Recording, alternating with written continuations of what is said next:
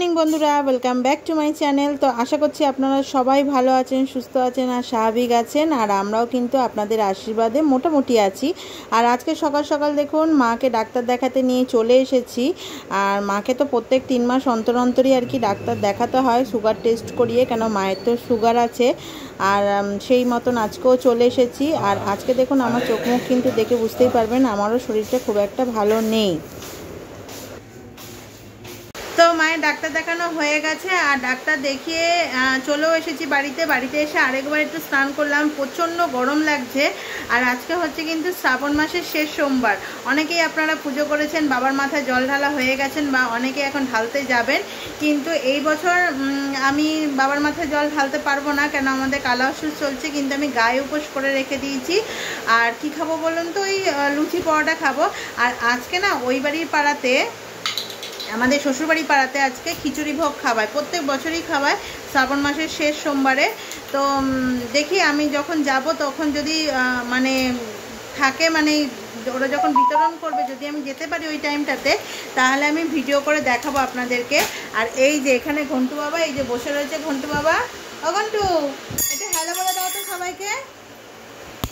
ই মা, ঘন্টু ছুঁড়ে মারছে। আর ওই যে মা বসে রয়েছে ওখানে। ডাক্তার দেখানো তো হয়েই গেছে আর সুগারটা মোটামুটি কন্ট্রোলেই আছে ডাক্তার বলল। আর যেরকম যা আছে। আর কিন্তু হাঁটুর ব্যথা, মানে মায়েরও হাঁটুর ব্যথা, আমারও তো হাঁটুর প্রবলেম নিয়ে ভুগছি। তো মায়ের হাঁটুটা আবার একটু ফোলাও আছে বলে ডাক্তার অর্থোপেডিক্সের ডাক্তারকে রেফার করেছে। কিন্তু অর্থোপেডিক্সের ডাক্তারের কাছে যাব, কিন্তু তার আগে যেখান থেকে আমি হোমিওপ্যাথিক দেখাই সেই ডাক্তারকে একবার মাকে দেখাবো। কেননা ওই ডাক্তারের ওষুধ খেয়ে কিন্তু আমার হাঁটুর যে ব্যথাটা অনেকটাই কিন্তু ভালো আছে। তো আগে দেখাই, নালে এখন তো অ্যালোপ্যাথিকের ডাক্তারের কাছে নিয়ে গেলেই বলবে নি রিপ্লেসমেন্ট, এই সেই হ্যানা ত্যানা। মানে অ্যালোপ্যাথিক ডাক্তার মানেই তো এখন অপারেশন ছাড়া কোনো কিছুই বোঝে না। মানে মেডিসিন দিয়ে ট্রিটমেন্ট অ্যালোপ্যাথিক ডাক্তার এখন চট করে করে না, কিছু হলেই আগে ওটি। আর এই বয়সে যদি ওটি ফটি করা যায় না, খুব সমস্যা। তো আগে দেখাই। আর আমি আজকে তো অফিস যাইনি। প্রথম কথা হচ্ছে এক তো উপোস বলতে গেলে ওই লুচি পরোটাই খাবো, কিন্তু তবুও। আর দ্বিতীয় কথা হচ্ছে মায়ের ডাক্তারের ব্যাপারটা ছিল, তো ওখান থেকে আস্তে আস্তে 12টা সাড়ে 12টা হয়ে গেছে। তো তখন গিয়ে আর কি করব। হ্যাঁ, তখন তো অর্ধেক অফিস আমার হয়েই যায়, 9টা থেকে যদি অফিস অর্ধেক হয়েই যায়। তো বলেছিলাম স্যারকে যে অর্ধেক টাইমেই যাব, কিন্তু আর গেলাম না যাকে। আর প্রচণ্ডই গরম লাগছে। এতটা গরম লাগছে না কি বলবো, দিকে দুটো ফ্যান চালিয়ে বসে রয়েছি। আর কালকেও কিন্তু মারাত্মক গরম ছিল। উফ বাবা, কালকেও মারাত্মক গরম ছিল। আর এখন তো একটু হ্যালো বলো সবাইকে। হ্যাঁ, তুমি কি বাজাচ্ছ? এটা বাঁশি বাজাও তো, একটু বাঁশিটা বাজাও তো, একটু বাজাও বাঁশিটা। আর সবাইকে একটুখানি ফ্লাইং কিস দিয়ে দাও তো বাবা। ও একটু ফ্লাইং কিস দিয়ে দাও। বলো বান্দার মামা, একটু বলে দাও তো বাবা। ওয়ে বাবা রে। তো ঘন্টু বাবা এই কার্টুনটা দেখতে খুব ভালোবাসে, কি জানি বান্দার মামা একটা ইউটিউবে হয়, সেটাই দেখে। তো মেয়ে তো স্কুলে গেছে, আজকে সোমবার, যথারীতি স্কুলে চলে গেছে। আর স্কুলে আর কালকে এত গরম ছিল। আর কালকে একটুখানি মানে গরমের জন্য একটা দুটো একটু ভিডিও করতে গিয়ে এত গরম লেগে গেছে যে কি বলবো। তো যাক, মেয়ে আসুক, তারপরে আবার ভিডিও করব। এখন ফোনটাকে একটু চার্জেও দিই, কেন কালকের কিছু ভিডিও ছিল, শর্ট ভিডিওই যদিও বা, সেগুলোকে এডিট করেছি, একটু টাইম লেগেছে।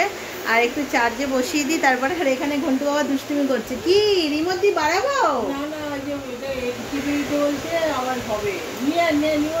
রিমোটটা নিয়ে আসো আমার কাছে, নিয়ে আসো। দাও মাকে দাও। তো ওই যে একটা হচ্ছে, সেই জন্য বলছে ওটাকে একটাকে রিমুভ করে দিতে। তো যাক, আবার মেয়ে আসুক, তখন আবার ভিডিও করব। তো ততক্ষণে আমার ফোনটা একটু চার্জ দেওয়া হয়ে যাবে। তো আর ওই বাড়িতে আজকে একটু তাড়াতাড়ি যাব, ইচ্ছা আছে। কেননা যখন ওই প্রসাদ বিতরণ করবে না, প্রত্যেক বছরই করে, আগের বছর তার আগের বছরও করেছে। ওই পাড়ার সবাই মিলেই আর কি করে, এটা ছেলেরা সবাই মিলেই করে। তো এই বছর দেখি, যদি যাই তাহলে ভিডিও করব, অতি অবশ্যই করব। আর না হলে দেখি বলে দেখবো, যদি ভিডিও করে কিছুটা হলেও, তাহলে শেয়ার করতে পারবো আপনাদের সাথে। তো এখন আপাতত রাখি, আবার পরে চার্জ একটু হয়ে যাক ফোনে, তারপরে আবার কথা বলবো। এতক্ষণ ধরে মেয়ে পড়ছিল বলে আর ভিডিও করিনি, ম্যাম পড়াচ্ছিল বলে আর ভিডিও করিনি। আর এখন এই জাস্ট পড়া হয়ে গেল, তো চলে গেল, তো এরপরে ভাবলাম ভিডিওটা করি। আর আজকে মাথায় একটু তেল দিয়েছি, মাথাটাও কেমন একটা করছে বলে মাথায় একটু তেল দিয়েছি, তেল ফেল দিয়ে চুল ফুল বেঁধে রেখে দিয়েছি। আর ওই পাড়া থেকে খিচুড়ি প্রসাদ দিয়ে গেছে, দেখবেন এই দেখুন সকালবেলা যেটা বলছিলাম যে খিচুড়ি ভোগ দেবে, এরকম কন্টেনারে করে খিচুড়ি দিয়ে গেছে, খিচুড়ি আর এখানে হচ্ছে তরকারি আর এইখানে হচ্ছে পায়েস, ভালোই দিয়েছে। অ্যাকচুয়ালি সবাইকে মানে শালপাতায় করে করে দেয়, আর এইগুলো মনে হয় পার্সেলের জন্যই করেছে। আর এই দরজাটা বন্ধ কেন, এই ঘরটার মধ্যে এসিটা চলছিল কেন, ম্যাম এসেছিল। আর এখনই যা গরম পড়েছে না, গরমের মধ্যে সিঁড়ি দিয়ে উঠে এসছে, একটু শরীরটাও মনে একটা কেমন লাগছে, তাই জন্য এসিটা চালাচ্ছিলাম। তো ঠান্ডা আছে বলে বন্ধ করে রেখে দিয়েছি। আর আজকে সেও উপোস করেছে, মানে ম্যামও উপোস করেছে। আসলে শেষ সোমবার তো আজকে সবাই উপোস করেছে, যে দুজনে। এই কি করছিস তোরা, এটা শোনো কি করছো?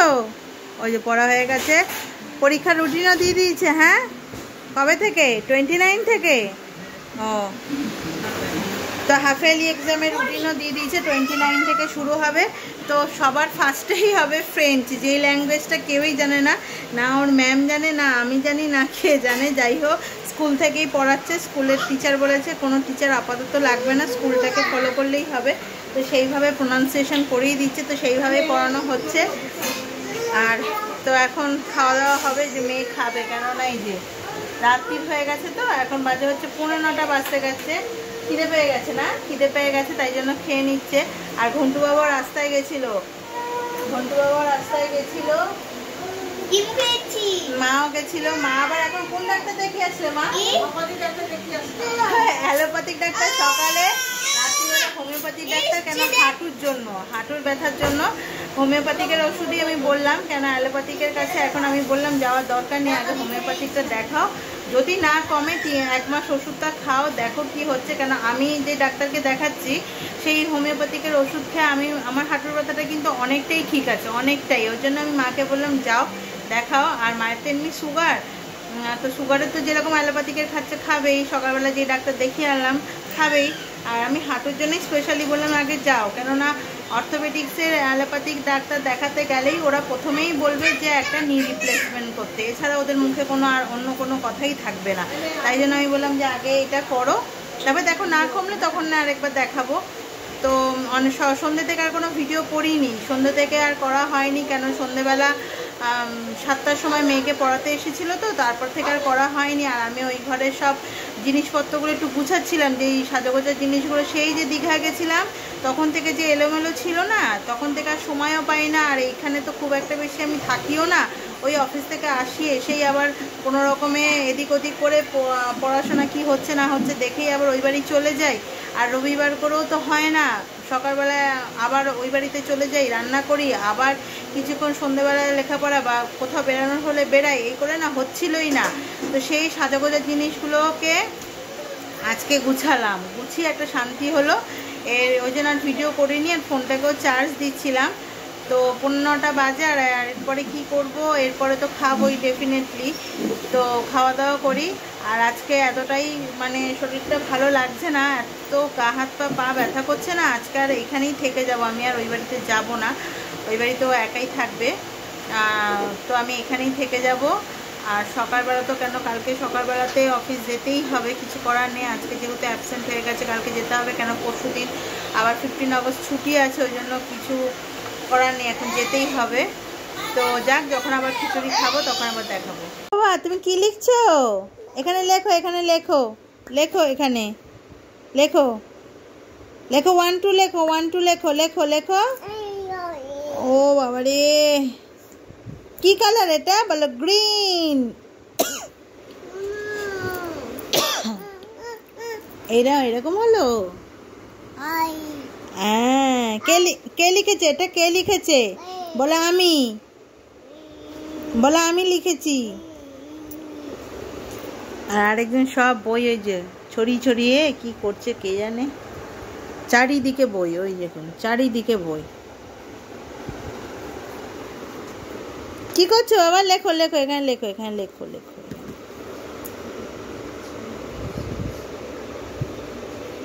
তো বললাম এই বাড়িতে আসবো না, কিন্তু চলেই আসলাম। তো যা গিয়ে কালকে সকালবেলার জন্য কি করব সেটাই ভাবছি। কালকে তো মঙ্গলবার, আমি তো ভেজ খাই।